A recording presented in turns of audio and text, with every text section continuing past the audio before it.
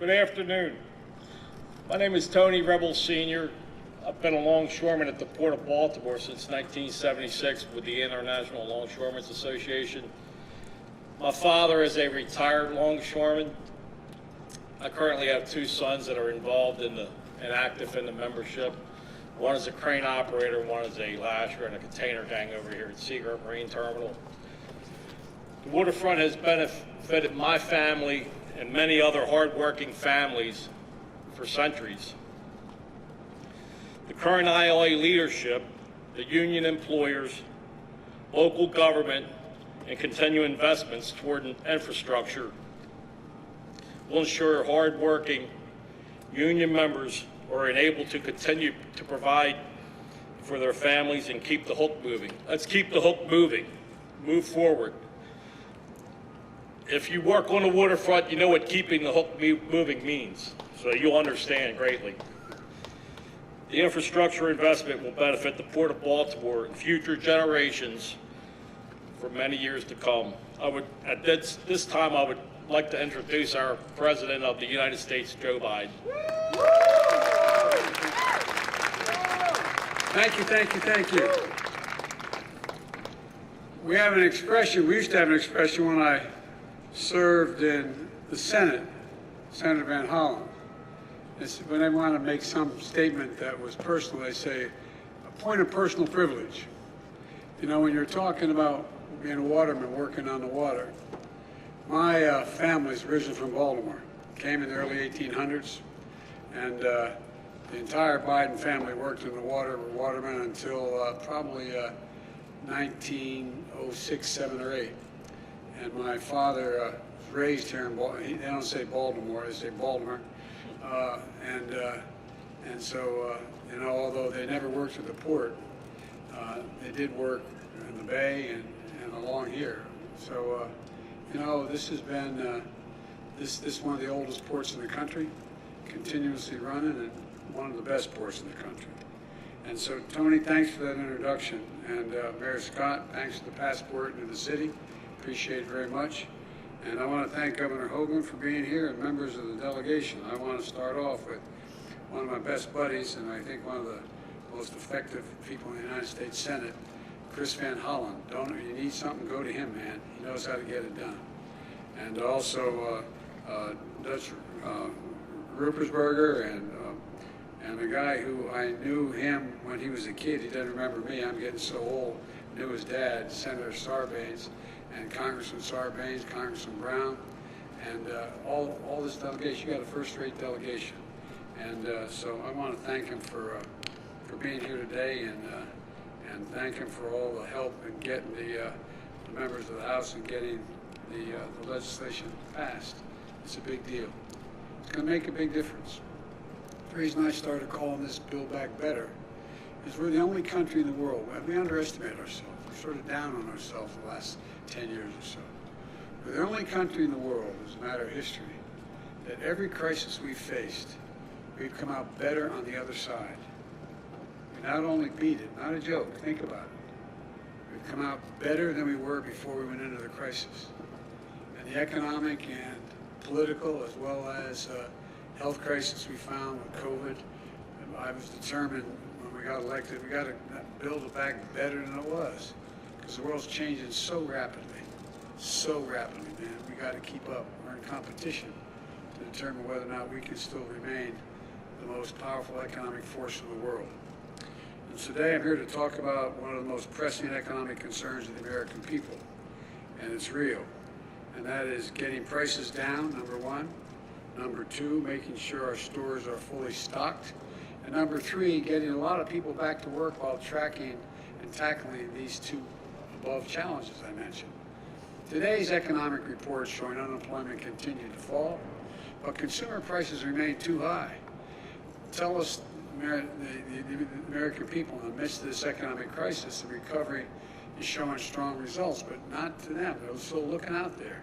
Everything from a gallon of gas to a loaf of bread costs more, and it's worrisome, even though wages are going up.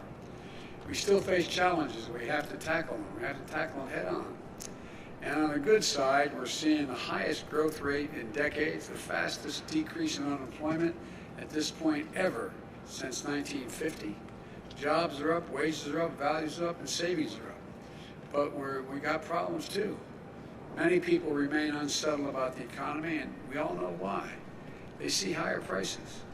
They go to the store online, and they can't, or they go to the store or go online, and they can't find what they always want and when they want it. And we're tracking these issues and trying to figure out how to tackle them head on. My administration, with the help of the folks on my left over here, has a plan to finish the job of getting us back to normal from the pandemic and having a stronger economy than we ever had before. Let me explain the part that the ports play, why they're so critically important. It starts with a piece of good news. Infrastructure Week has finally arrived. How many times you hear over the last 5 years, Infrastructure Week is coming? Yeah, Anyway, last week we took a monumental step forward as a nation. And we did something long overdue, long talked about in Washington, but almost never actually done. The House of Representatives passed my Bipartisan Infrastructure Bill. Along with other plans that I'm advancing, this bill is going to reduce the cost of goods to consumers, businesses, and get people back to work, helping us build an economy from the bottom up and the middle out, where everybody's better off. You know, I'm tired of this trickle-down economy stuff. I come from Delaware, just across the line up here, and you know, we have more corporations in Delaware than every other nation in the state combined. And so I understand big business. The fact of the matter is, it's time they start paying their fair share. The fact is, you have 55 corporations last year that in fact made $40 billion, didn't pay a single penny in taxes. Nobody's gonna pay more. If you make less than 400 grand, you're not gonna pay anything more in taxes at all, period. Guaranteed, including gasoline tax, not gonna additional from a federal government standpoint. And so look, this is a once in a generation investment to create good paying jobs, modernize infrastructure, turn the climate crisis into an opportunity. When I talk climate to other world leaders, I say, think one thing. We're dealing with climate, think jobs, good jobs, because that's how you beat the climate crisis. Put us on a path to win the economic competition of the 21st century. We face with China and the rest of the world. China's outspending us on research and development. China is outspending how these other countries are as well. And here's what I'm going to do. I'm going to create good paying union jobs, not good job, not $12 an hour, not $15 an hour, $45 an hour and up with good benefits. So you can raise a family on and build the middle class out. And jobs that cannot be outsourced. You can't outsource these jobs. And I'm going to transform our transportation system with the most significant investment in passenger rail in the past 50 years. In roads and bridges, the most significant investment in 70 years. And investments in public transit that we've done over the period. You know, it's going to modernize our ports with $17 billion in investment. $17 billion in investment. We're going to reduce congestion. We're going to address repair and maintenance backlogs, deploy state-of-the-art technologies, and make our ports cleaner and more efficient. And we're going to do the same with our airports and freight rail. We're going to create jobs replacing lead water pipes that are here in Maryland as well as every other state in the union that are poisoning our kids and others. We're going to make high-speed internet affordable and available to everywhere in America. Those of you who have kids in school, when we've been going this hybrid thing, some in class, some out of class, how many times, if you don't live in an area where you have high-speed internet you can afford, how many times you've driven your kids to the parking lot of McDonald's and sat there going off the McDonald's internet so you could hear? No, I'm not joking. Think of this, United States of America, for God's sake. So folks, we're going to build the first ever national network of electric vehicle charging stations all across the country. IBW is going to put in 500,000 charging stations across the country. And guess what? That's in the Recovery Act. That's in the Build Back Better bill, which is not going to raise taxes 1 single cent. It's totally paid for by making taxes work for people who make over 400 grand and just do their fair share. I'm a capitalist, man. You should be able to be a millionaire or billionaire if you can, but pay your fair share. Pay something along the line. I'm going to get America off the sidelines on manufacturing of solar panels, wind turbines, batteries to store energy and power electric vehicles, from school buses to automobiles. We're also going to make historic investments in environmental cleanup and remediation, rebuilding resilience against superstorms and droughts and wildfires and hurricanes. I traveled all over the country this year. You know, there's literally $99 billion in losses because of storms this year. $99 billion. You ever think you'd hear somebody stand up and say the Colorado River is being drained? You ever think you'd see, you go out, more wildfires in the West than the entire, and lost, land lost, homes lost, to burn to the ground. I've flown over in Marine One, than the entire state of New Jersey, from the Cape all the way to New York. That's how much we've lost in America. So far.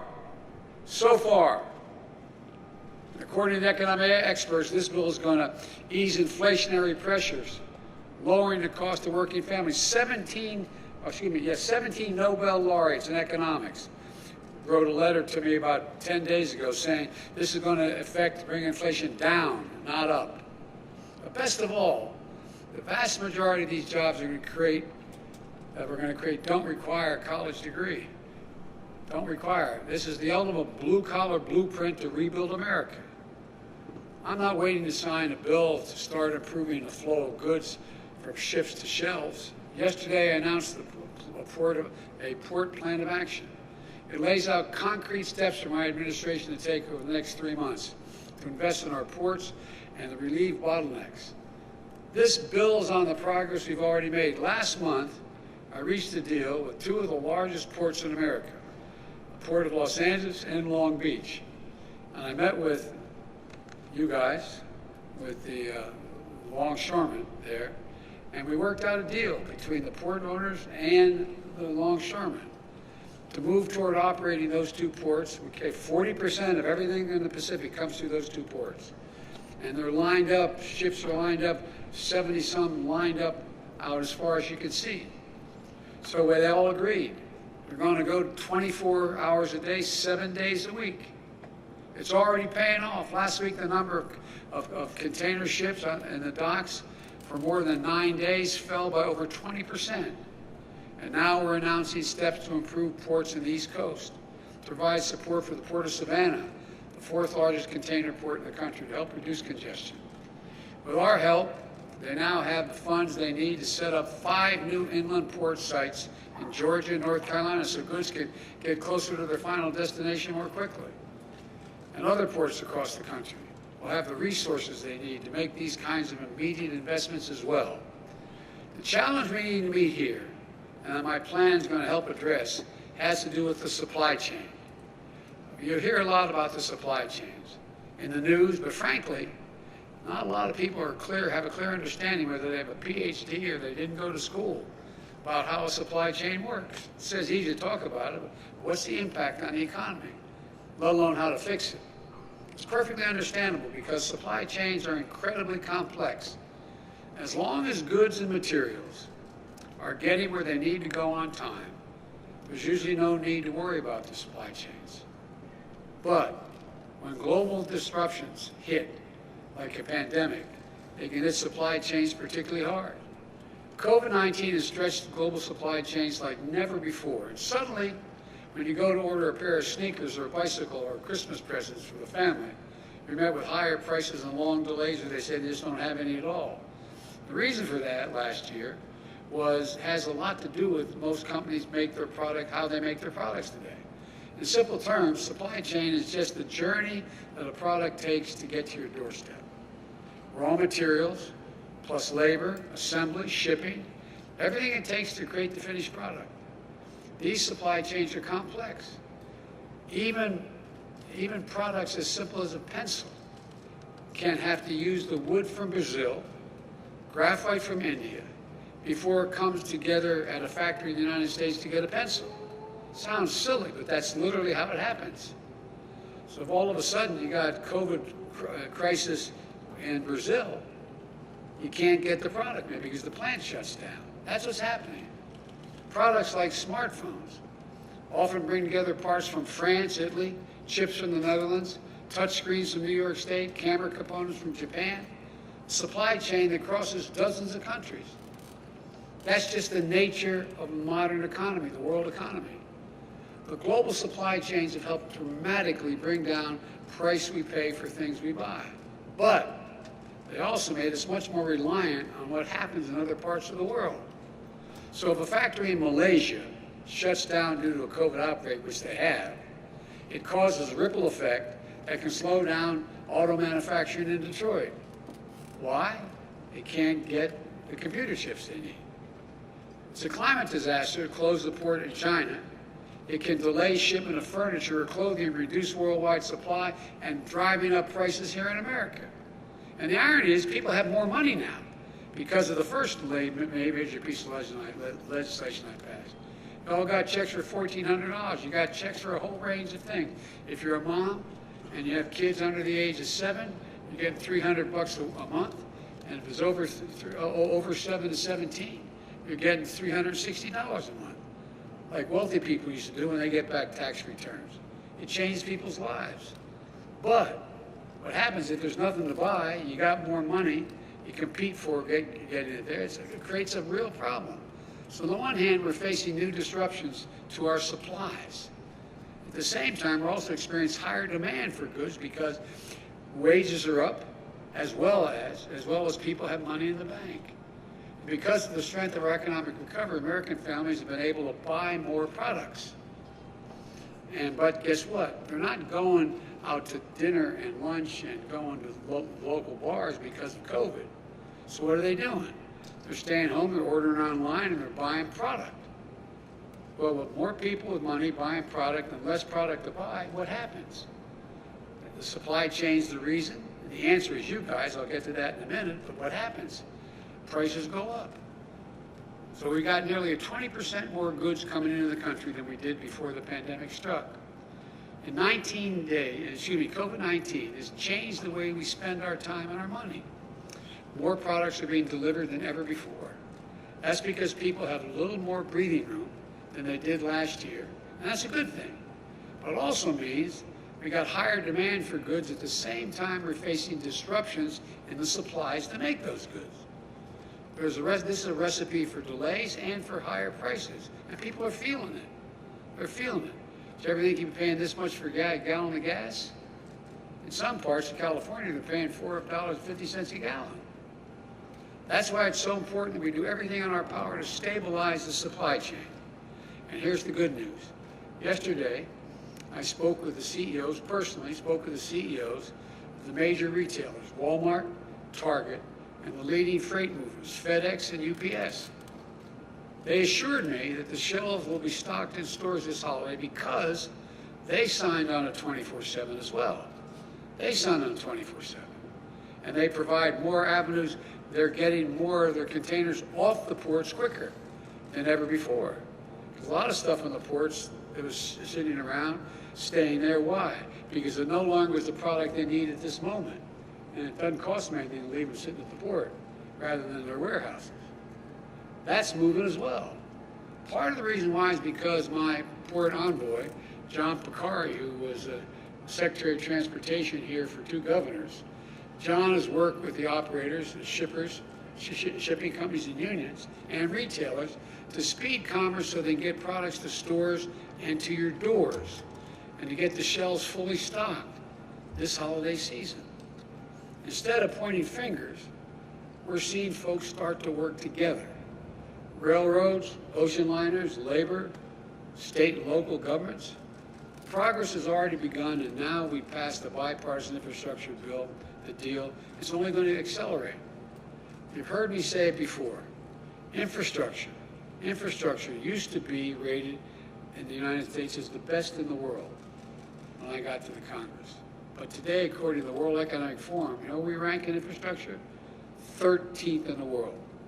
12 countries in the world have more modern, efficient infrastructure than the United States of America. By investing in our roads, our bridges, our ports, and so much else, this bill is going to make it easy for companies to get goods to market more quickly. Here in Baltimore, you've got a port that's older than America itself. and it's been operating for 315 years. By the way, got any Marines here? Any former Marines? Raise your hand. Well, if you're here as a Marine, happy birthday. It's your 247th birthday of the United States Marine Corps. They deserve some applause. Look, this port is connected to the nation's oldest rail line, the B&O Railroad, which in turn relies on the tunnels that are about 126 years old, those tunnels, okay? The tunnel has become a major bottleneck to the port. Now, the Port of Baltimore will be getting a $125 million grant to upgrade that tunnel. So freight trains can come double stacked through that tunnel. Double stacked with these cars, with containers on top.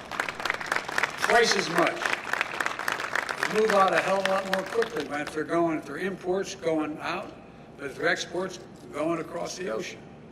That means in addition to more good jobs being filled, more products on shelves, delivery faster and lower prices, it's about taking a long-term view of our economy to deliver lower cost, more jobs, and ensure our shelves are stocked with product. And the longer-term view means building greater resilience to withstand both the shocks and disruptions that we can anticipate as the world continues to change. Pandemics, weather extremes, cyber attacks, whatever else comes our way, and they're all going to come our way. You know it. We need to be ready.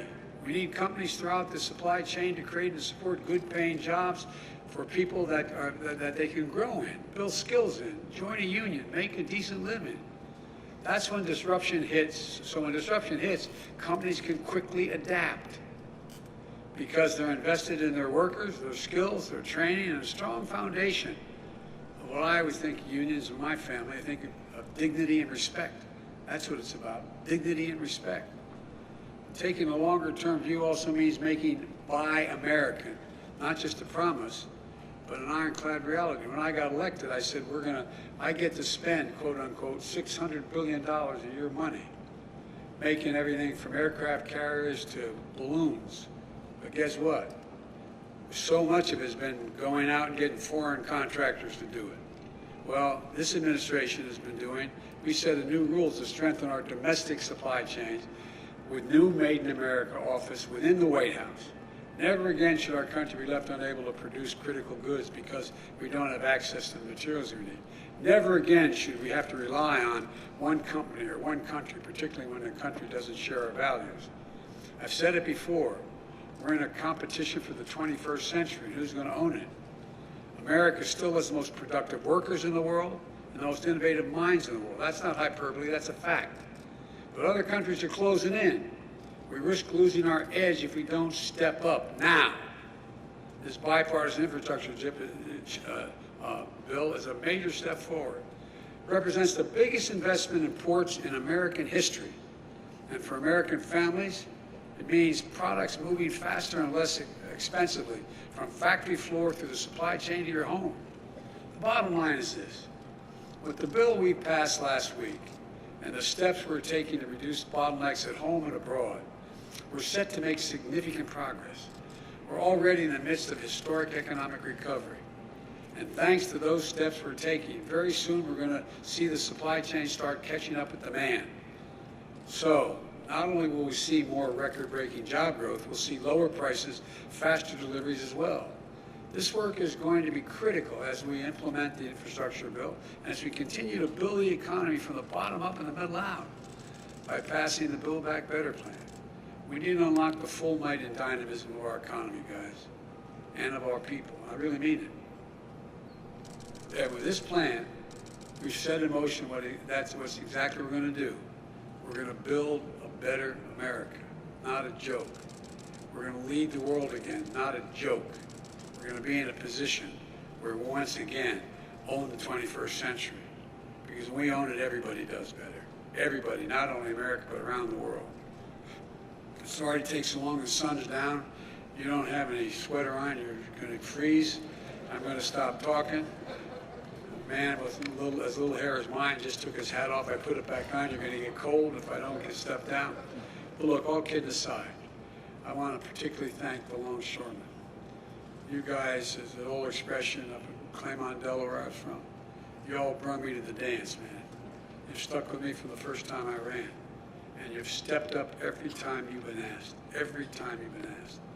And I want to personally thank you while I'm standing in front of you. God bless you all, and God bless all the workers to keep our economy going. And may God protect our troops. Thank you so very much. Thank you.